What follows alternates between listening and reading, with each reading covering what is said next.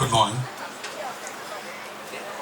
Dr. APJ Abdul Kalam, often referred to as People's President and the Missile Man of India. Dr. Kalam played a crucial role in India's space and defense programs, contributing significantly to the development of ballistic missile technology. Beyond his scientific achievements, he was known for his humility, kindness, and dedication to education. To commemorate his birth anniversary, it is fitting to reflect on Dr. Kalam's words and teachings that continue to inspire people around the world. His emphasis on hard work, perseverance, and a positive attitude has left an indelible mark on the minds of countless individuals. Let us remember and honor the legacy of Dr. APJ Abdul Kalam by striving for excellence in our pursuits, fostering a spirit of innovation, and working towards a brighter future for ourselves and our communities. On this occasion, the Department of Applied Sciences, in association with IIC of New Horizon College of Engineering, has organized this expert lecture. In line with our institution tradition, I kindly request Dr. Ansuya Madam, HOD Applied Sciences, to welcome Ms. Rajitha T R, the Patent Consultant and Indian Patent Agent, by presenting a sapling and a book.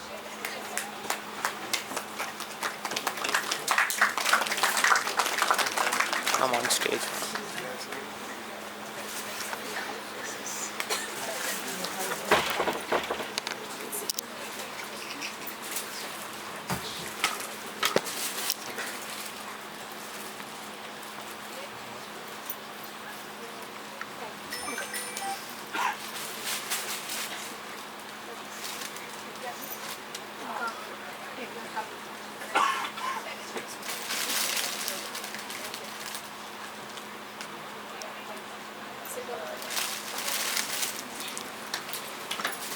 Now I request the student MCs to carry forward.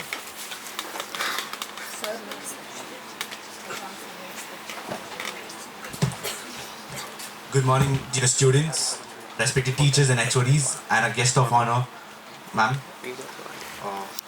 Myself, Caleb, and along with me, Ishanvi. So, today is Innovation Day, and let me tell you all about a person who's an enthusiast for innovation, the Missile Man of India. Do you have any idea who's that? Yes, dear own sir, Dr. APJ Abdul Kalam. He was the 11th President of India, serving from 2002 to 2007. He was born in India, in Tamil Nadu, in Rameshwaram on May 15, 1931, and studied physics as well as aeronautical engineering. Kalam was extremely earnest and diligent in his studies, but his teachers recognized him as having a tremendous desire to study. In 1955, he graduated from St. Joseph's College at Tiruchirappalli with a diploma in physics. Following graduation, he worked as a scientist for the Defense Research Service and the Aeronautical Development Establishment. On graduation from the University of Madras in 1960, APJ Abdul Kalam returned to the Defense Research and Development Organization as scientist, also known as DRDO. He began his career by creating a tiny overcraft. However, his position with the DRDO did not persuade him. APJ Abdul Kalam was moved to the Indian Space Research Organization, also known as ISRO, in 1969 as the project head of India's first satellite launch vehicle, which successfully launched the Rohini satellite into relatively near orbit in July 1980. In 1981, he was granted the Padma Bhushan, the Republic of India's third highest civilian honor. Then, in 1990, he was granted with the Padma Vibhushan, the Republic of India's second highest civilian honor. In 1997, the Indian government awarded Abdul Kalam the Bharat Ratna, the Republic of India's highest civilian honor. In his lifetime, he published several works. Dr. APJ Abdul Kalam is an example for the current generation who wants to achieve great heights and make new innovations for the welfare of the country. One of the major objectives of Dr. APJ Abdul Kalam was, as a youth of my nation, I will work and work with courage to achieve success in all my tasks and enjoy the success of others.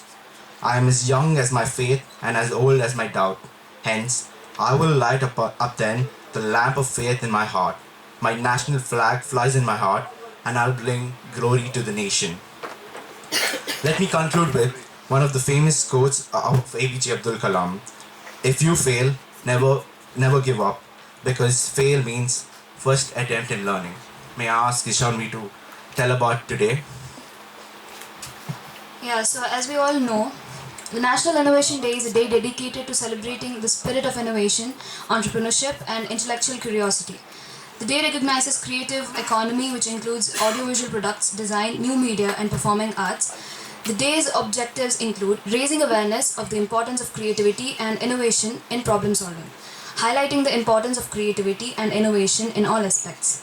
So as we know, our guest of honor today, Ms. Rajitha ma'am, has done her schooling from St. Anthony's High School in 2002, her PUC from Christ Junior College in 2004, her BE in Biotech in 2008 from Sir M. Visvesvaraya Institute of Technology, also known as MVIT. She has done her DL 101 General Course on Intellectual Property Rights from WIPO, World Intellectual Property Organization in Geneva in 2010. She completed her IP Protection and Commercialization from Federation of Indian Chambers of Commerce and Industry in 2023. Coming to her work front, Ms. Rajitha worked as a scientist in Kiran IPR, TIFAC and DST from 2009 to 2010, which specialized in life sciences, pharma, chemical, biomedical and information technology. She worked at Origin IP Solutions LLP Bangalore as a senior patent analyst from 2010 to 2013. She is currently working as patent consultant to eminent law firms, startups, individuals, and educational institutions across India. She is a gold medalist in Bachelor of Engineering Biotechnology. She was recognized as Emerging IP Falcon at the Lex Falcon Global Award in Dubai in 2023. Her profile got featured in a booklet titled 75 Success Stories of Women Scientists of Department of Science and Technology. She has given many lectures, conducted and actively participated in many workshops. Now may I welcome ma'am to please light us upon innovation today.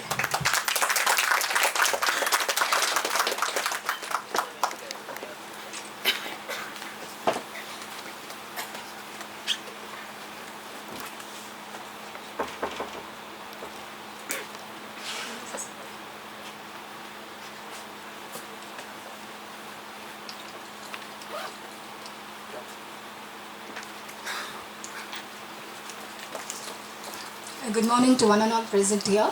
Thank you for the warm introduction and welcome. So today I am here as a part of Institution's Innovation Day, which is the birth anniversary of our renowned Dr. Abdul Kalam ji. He was a great scientist as well as a President of India. So when we say innovation, it is something which is a new knowledge, a new idea or a concept. So this day is celebrated not only, it is very remarkable for the existing scientist community, but also the young scientists, the upcoming scientists like you all. Because you are all the future scientists who are coming up with lots of innovations.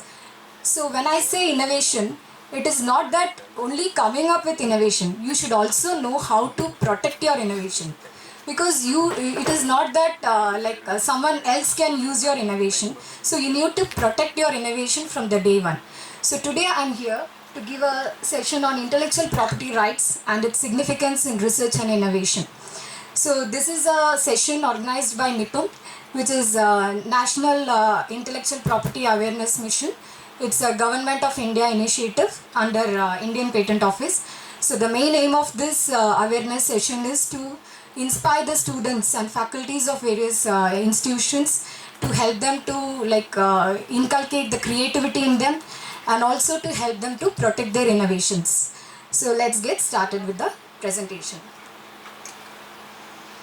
So whenever we come across the term property, the first thing which comes to our mind is some movable property or some immovable property, which is a tangible property that which can be physically felt or which can be measured, like a movable property like a car, or an immovable property like a building.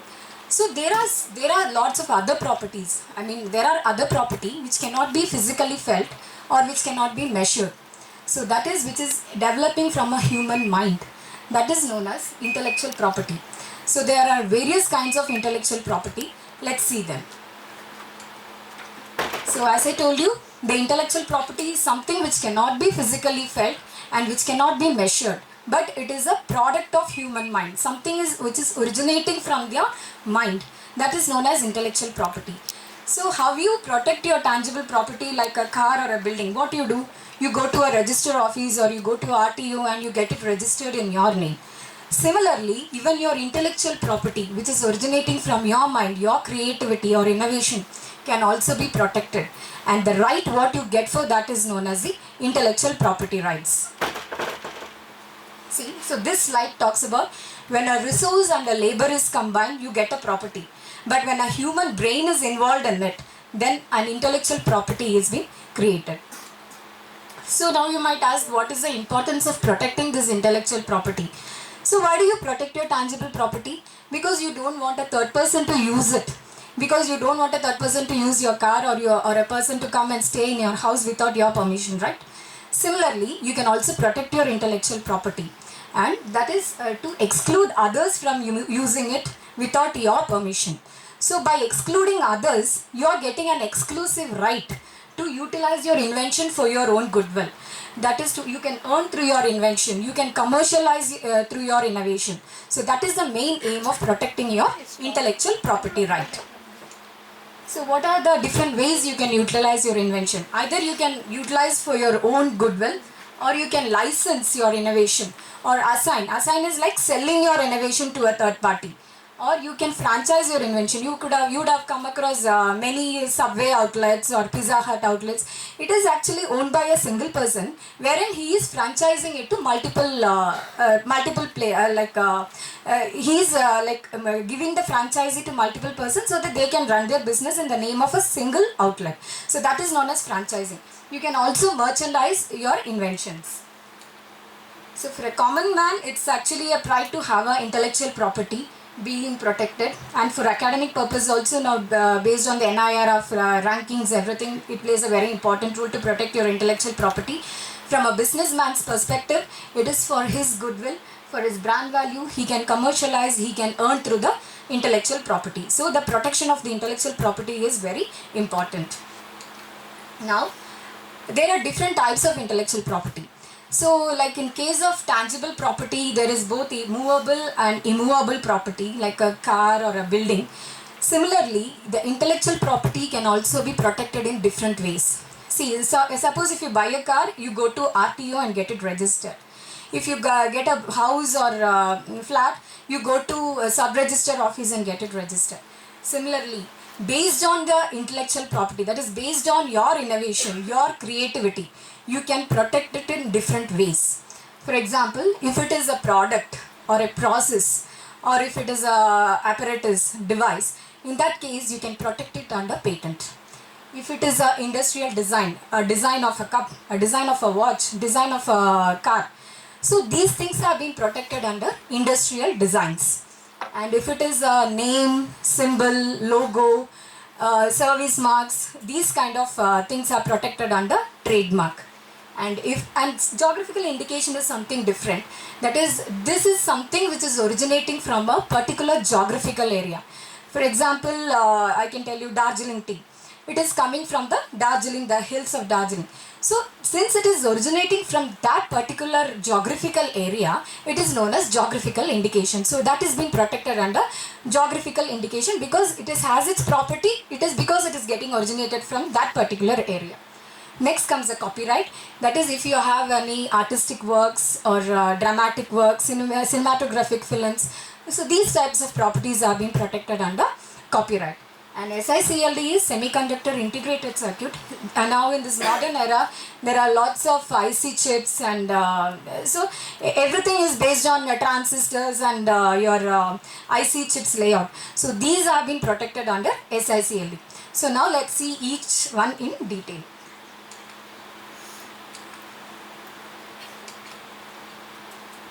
Considering this laptop as an example, a single laptop has 5 different kinds of intellectual property rights. For example, the LED display, that is being protected under patent. The body of the laptop, that is the design. The Apple sign on it, that is the trademark. It can be anything, it can be HP, it can be Dell, so that is the trademark of that particular laptop. The user manual which comes along with that laptop, that is protected under copyright. And the layout of these IC chips, that is protected under SICLD, the semiconductor integrated circuit. So a single product has 5 different kinds of intellectual property rights. Now let's see each one in detail. So what is a patent? Anybody is aware of what is a patent? No, right? So okay, I'll just give you a brief understanding, like just explain you in a simple manner. That is, now you are the inventors. You are disclosing your invention to the government. Please keep in mind, this intellectual property is something which is this right, it is granted only by the government of that particular country. And all the rights are territorial in nature. That is, if you want to protect your right in India, you need to apply it in India. If you want it in other countries like US, Europe, Australia, etc., you need to apply for that in that particular country. So it is territorial based, and it is granted by that particular government of that country. It is not some external agency will be granting it to you. So the patent is, now you are the inventor, you are disclosing your invention to the government. Government in turn, they are giving the rights to you. That is, what is that right? They are giving you a right to prevent others from making, using, selling and offering for sale, and also preventing importation of your invention. That is for a limited period of time. So you are disclosing your invention, and the government is giving you a right to prevent others from using your invention. So I can tell you it is a monopoly right. It is actually a negative right for a limited period of time, because you are disclosing your invention to the government. So this is, in simpler terms, what is a patent. So that right is to exclude others from using your invention. So you can enjoy the right for the limited period of time.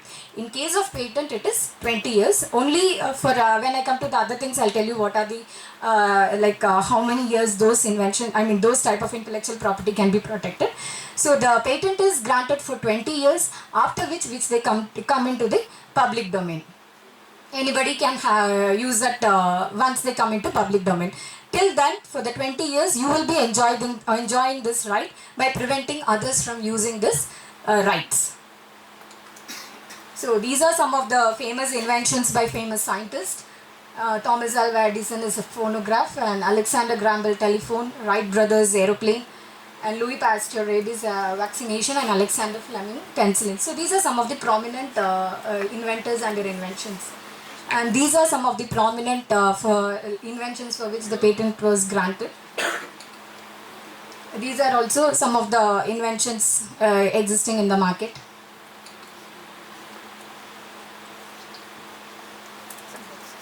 So this is a video.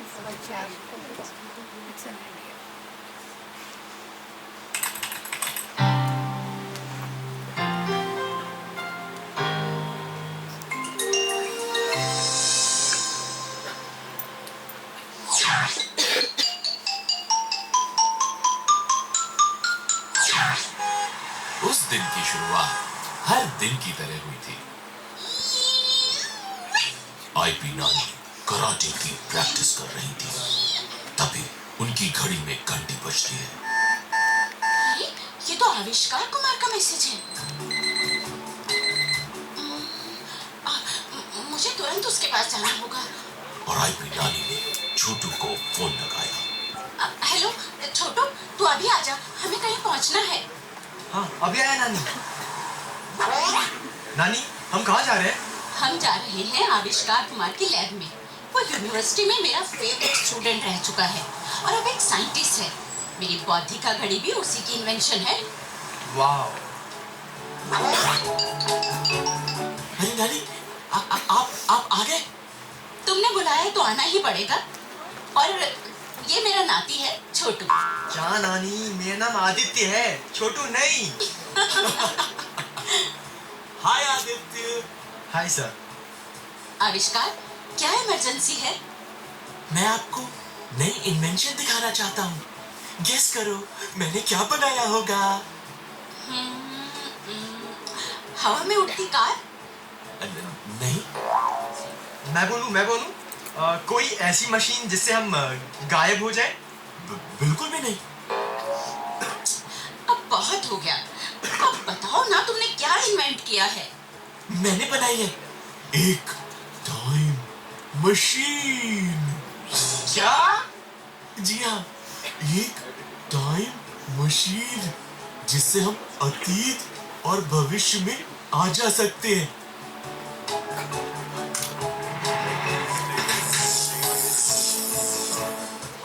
आप बताओ, आप कौन से साल में जाना चाहते हो?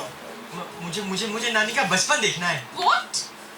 चलो फिर, चलो फिर।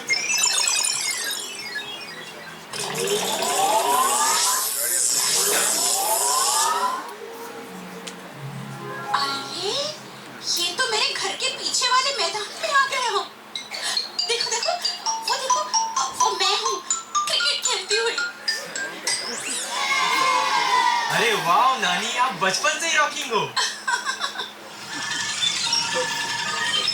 हमें वापस जाना होगा। इसमें अभी ज्यादा फ्यूल नहीं है।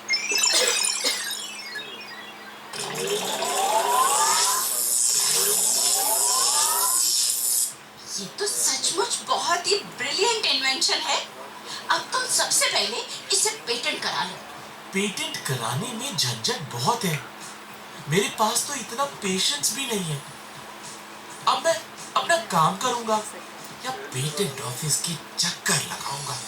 अरे नहीं सर, ये तो बहुत ही सिंपल है। पता है, मैंने एक जलेबी बनाने वाली मशीन का आविष्कार किया। अभी कुछ दिन पहले ही मैंने www.ipindia.nic.in पर जाकर पेटेंट फाइल किया है। छोटू ठीक कह रहा है। अब सरकार ने सारा प्रोसेस बहुत ही आसान कर दिया है। तुम अपनी एप्लीकेशन ऑनलाइन भी फाइल कर सकते हो, और तो और वीडियो कॉन्फ्रेंसिंग से हियरिंग भी हो जाएगी। लेकिन जो सालों साल वेट करना पड़ता है, उसका क्या? अब ये बात बहुत पुरानी हो गई है। आज की तारीख में भारत सरकार का प्रयास है कि 18 महीनों में ही पेटेंट ग्रांट हो जाए। उसके बाद कोई टेंशन नहीं, कोई भी तुम्हारे इस आविष्कार को इस्तेमाल नहीं कर सकता। हाँ, अगर तुम चाहो तो एक फीस लेकर किसी को लाइसेंस कर सकते हो अपने आविष्कार को यूज करने के लिए। ऐसा क्या? तो मैं आज ही अपना पेटेंट फाइल करता हूँ। हाँ, अब देखता हूँ कौन मेरे इन्वेंशंस को चोरी करता है। भारत सरकार हमेशा आपके हक के लिए आपके साथ है। अपनी बौद्धिक संपदा को सुरक्षित करें और गर्व से आगे बढ़ें।